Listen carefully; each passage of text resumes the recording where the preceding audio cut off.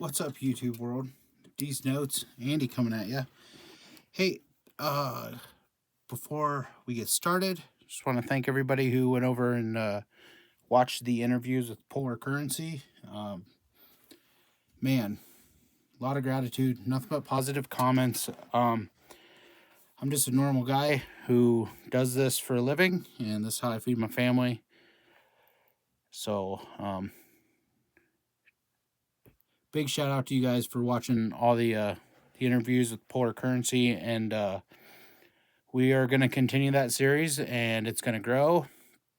And I'm ecstatic at the amount of people that are watching the videos and have positive comments. I really try to do my best in sharing and simplifying and breaking things down, and just, I love this, not just this industry, but I love paper money.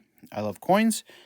I also love Pokemon. But with that being that, there was some comments made on there.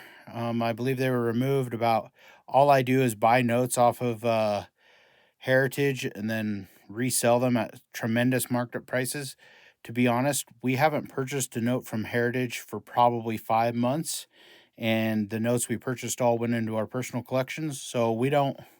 That's not our thing, and we mostly buy everything raw and grade notes and produce new product for the market. So what you guys get to watch in my videos is the collections that I've purchased from estates and other dealers and other collectors, and I bring them to you guys. And you guys don't get to see everything that I do. Some of these notes I don't. They're either we don't own them, or they're customers, or it just doesn't fit in the time frame. So we got some boxes in over the weekend. One I know for sure is a bulk order. This box I have no clue. It's lighter, so I know that it has a little bit more value. But without further ado, we're gonna get this party started. PCGS Banknote open box. One thing everybody wants to know, like, what's kind of the turnaround time? It really is dependent on the material and the amount of material you send in and the type of material. So, like, modern notes to me are super quick. Like, I send in bulk modern submission and I get it back real fast. So here's the notes right out of the box. I'm gonna look at the order quick. This looks like a value order of fancy serial numbers. So these notes here are going to be just a little bit more special than your normal notes. So let's get into this. Weather's been amazing here in central Nebraska. Unfortunately, tonight it's going to take a turn for the worse, I believe. So get these unwrapped. Right on top, you guys are probably already like, whoa. 3-digit KA block, 1928A, funny back. Serial number 142, 64Q. Here is a gem radar.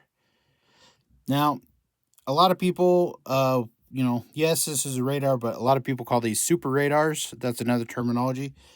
The grading service doesn't signify between super and non-super.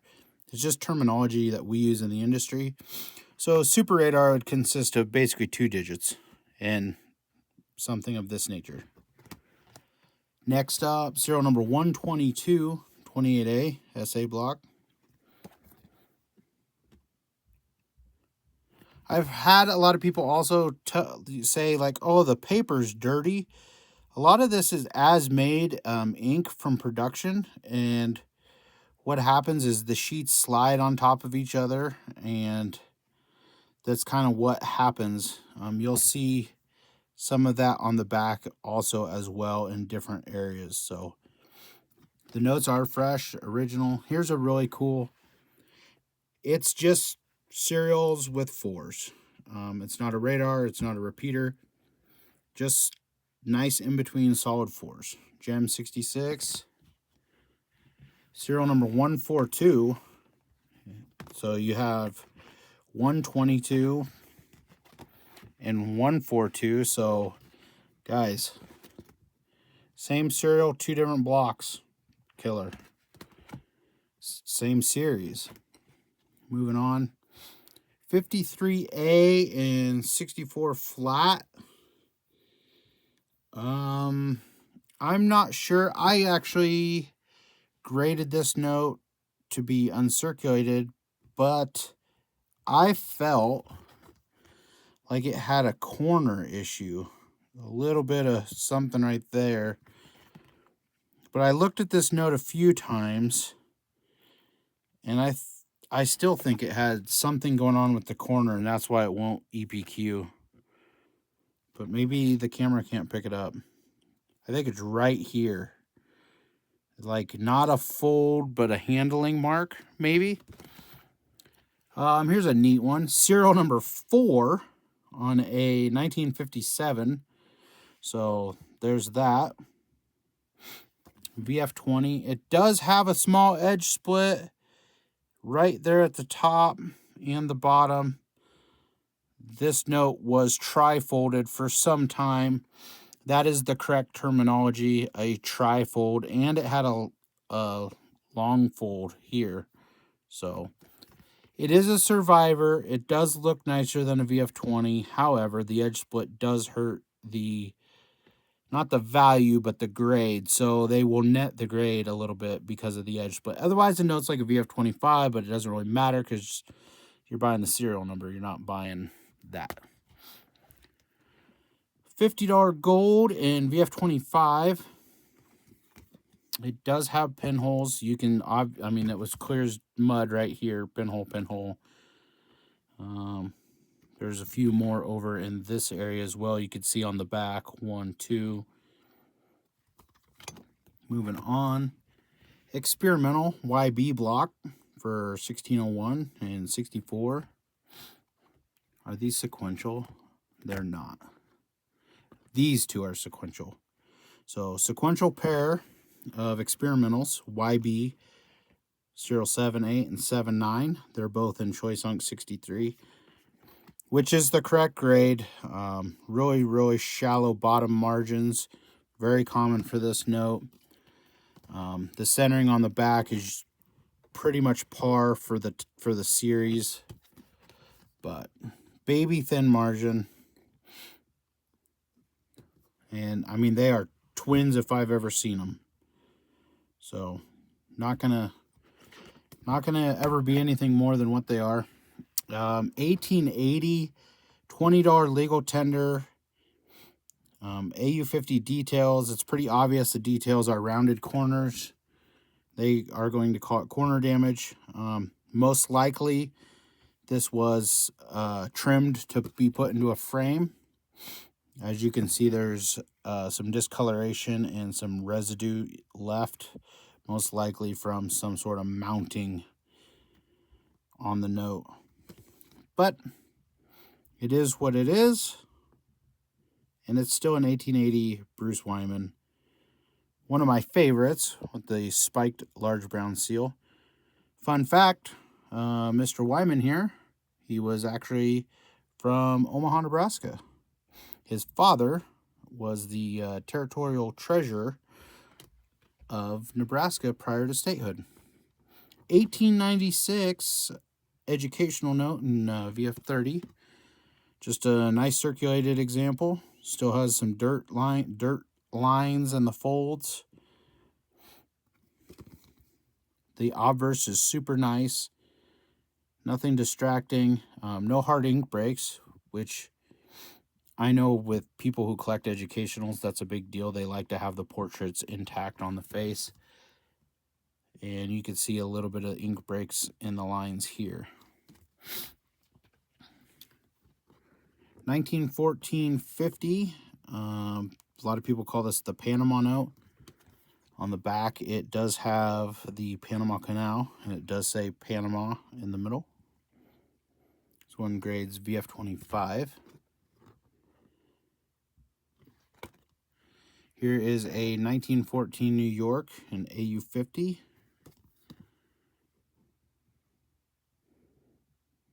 You can see ships in the background. One of the most detailed backplates for the 1900 series. Absolutely gorgeous. Battleships and all. VF-25, 1914 Chicago.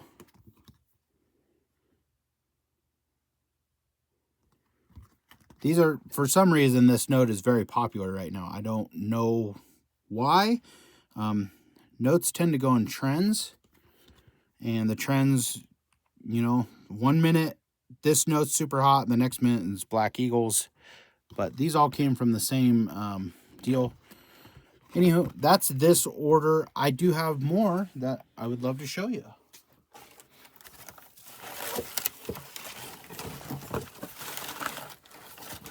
Big shout out to my friend Dan over at Polar Currency. Man, Dan is putting together some of the best videos that you can watch on YouTube.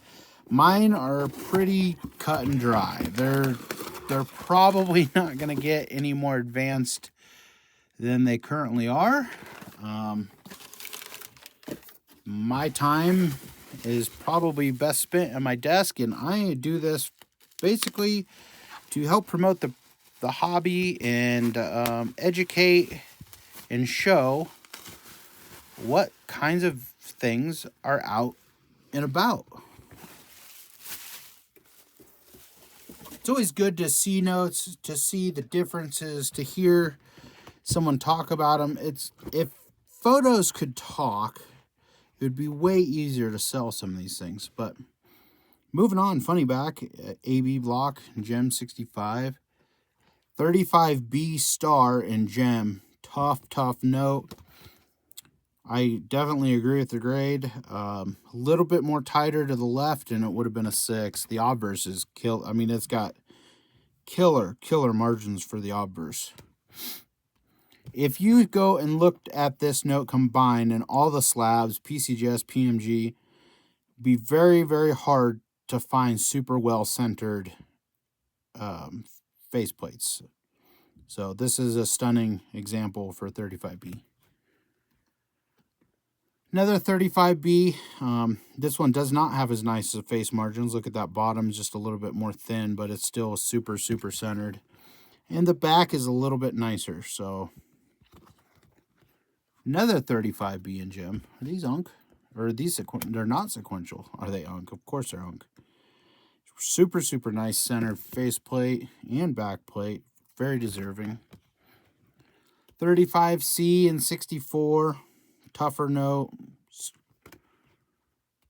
35D wide.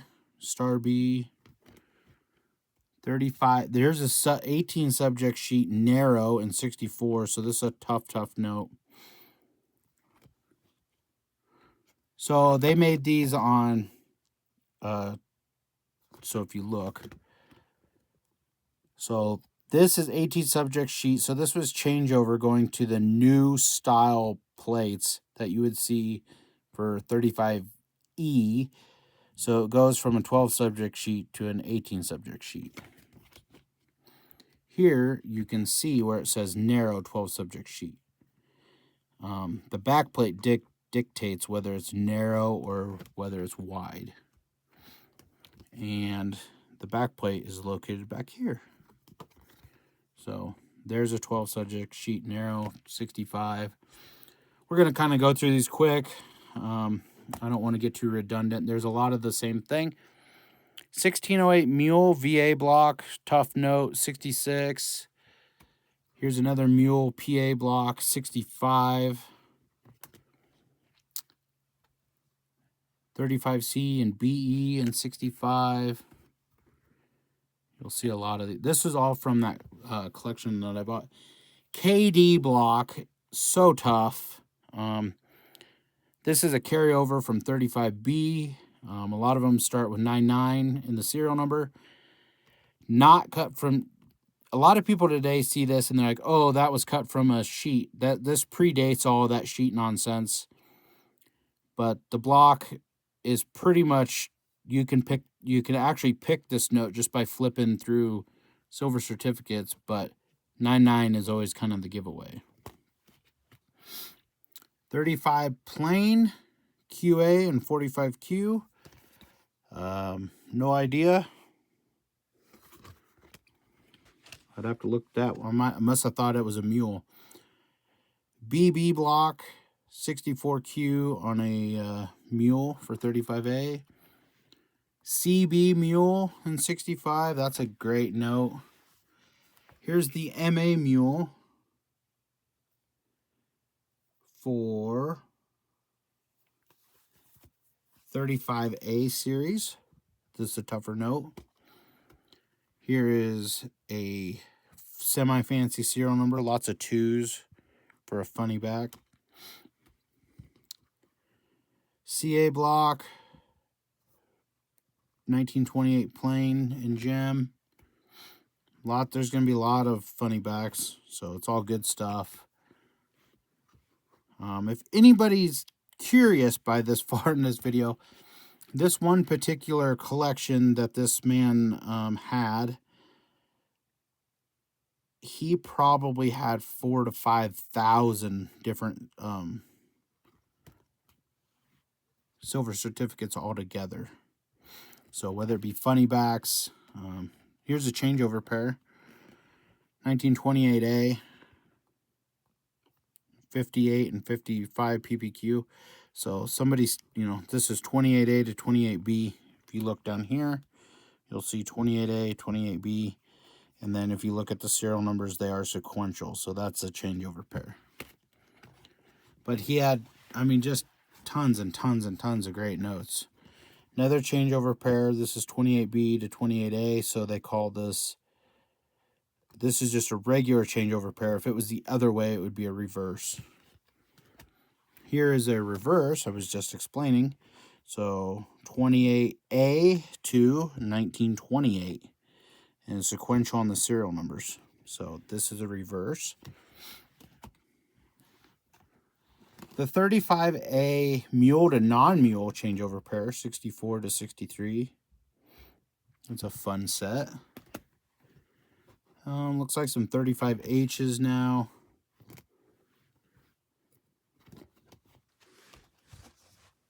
$9540 CH block. Just lots of different blocks. Lots of different grades. Some of the blocks are better. 35B and gem.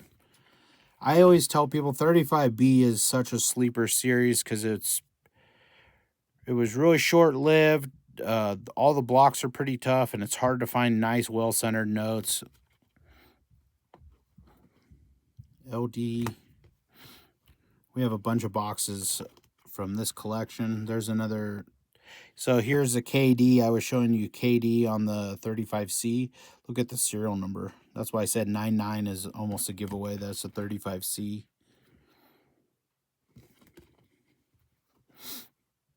So just because the series changed doesn't mean the serial number changes. So what they do is they get an allocation for the next series, and then they just continue the printing for the serial number. Sometimes, and we were just discussing this the other day, you can have a serial number 1, but start with 23 million, and these are all zeros, and that's a number 1, and that's because that's where the allocation started for the series and the block.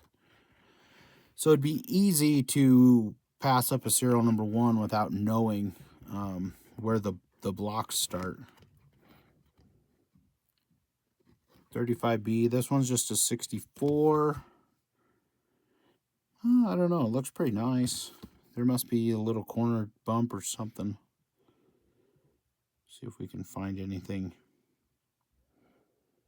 Usually handling will ping you when it comes to not getting the EPQ. Sometimes this film makes it really hard to see the note fully. I peel all film off before sending the notes out to customers. Main reason for peeling the film off, I've actually had some people return notes saying that holders were damaged. And then when you tell them that it has a protective film coating on the holder to keep it from scratching, I've had some folks argue with me, and then I've actually had some folks thanked me for explaining it to them. So that's not something that PCGS is super, they don't, like, they're not in tune with telling people that, and there's not like a disclaimer on their website saying, hey, all of our holders have a protective film on them to keep them from scratching in transit.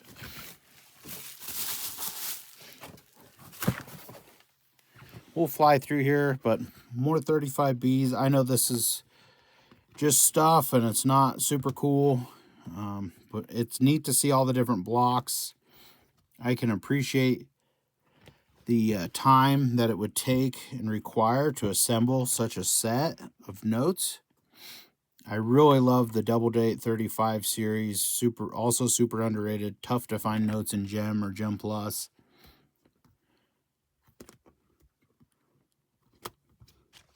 The star notes probably sell just a little bit better than the different blocks, but there's a 35A and 66. That's awesome. I think Gem silver certificates are some of the prettiest notes because the centering left or right, the bright blue ink, that just kind of drags you in. So that's a 35G with motto. So this is FR 1617, and they added the words "In God We Trust" to the back plate. So it's not a godless note. There's a lot of terminology out there for different types of notes. A lot of people call them godless, or with motto, or without motto.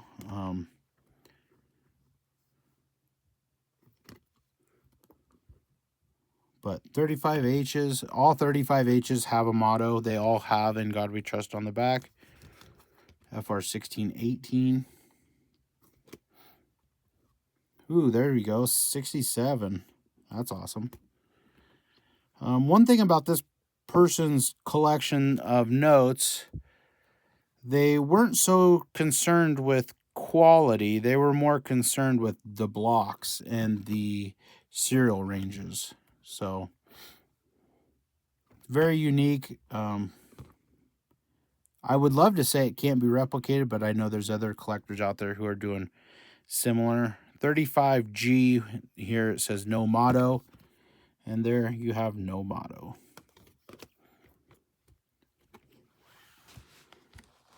Run 3. Was there a run 2 in there? Run 1. Oh, that's pretty cool. Run 1, run 3. 65. Run 2 is super, super tough. I believe there was one in here, but it was low grade. Nice to make some 67s. Here's a kind of a more unique serial. Now, I'm not going to sell this as a fancy. I'm not even going to mention the serial. So whoever gets it first, God bless them. Another 35C KD. Remember, 999, like I was telling you. 35C. 35C. 35C. I think in this one collection that I'm showing you, he had all but 4 or 5 notes for the entire silver certificate set. He was missing the LA, the 1928 LA block, which is super rare. There's probably like 6 or 7 known, maybe a few more, but they're out there, but he never had one.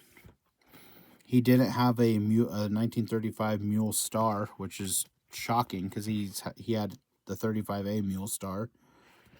And maybe he just never, in 30 years of collecting, maybe he just never came across one or never had the option. Presumably, maybe he didn't even know it existed because the books were added to a lot in the 1990s. So I'm going to be busy the next couple days getting these ready. I know that.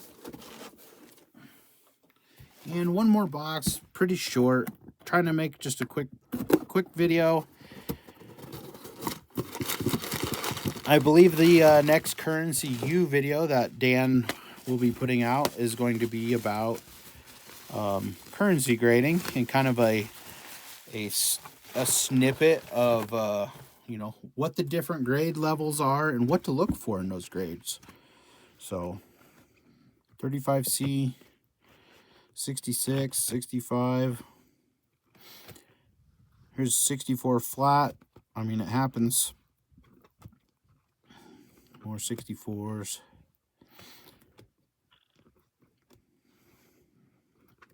You just see all the different blocks.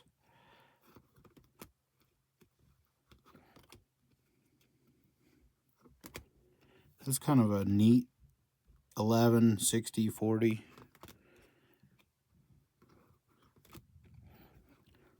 Lots of different grade ranges, which is good. Ooh, 58Q. Missed the tip corner right there. Right there. It's just not. There you go. Made 158 out of all those notes. Even the professionals miss one. Anywho, with that being that, I should have some more notes coming in next week. I know they had some of my stuff finished up and finalizing. Gonna have a big Texas collection I'll get to show you guys. There's some more stuff coming up also. There's going to be a lot of silver certificates and a lot of obsoletes in the future. So hope everybody's March is going well. February was a cold one for us. We're going to move into March with a little bit better weather. Hopefully after this week, it starts to, you know, sunshine a little bit more and not blowing snow and wind and cold. But if you haven't checked out Polar Currency, get over there. Check out Dan. Drop him a message. Say, hey, I love your videos. They're really, really something spectacular. There's a few other great guys on YouTube also doing videos. So check them out as well. There's everything from fancy serial numbers to more detailed oriented videos. And if you like that kind of content, just check them out. Say hi, drop in, like, and subscribe. I have no problem promoting other people. I think this hobby is one of the best. And if it's like a well-oiled machine, everybody will work together and everything will function just as it should. So with that, hope everybody's doing great, and I'll catch you in the next video. See ya.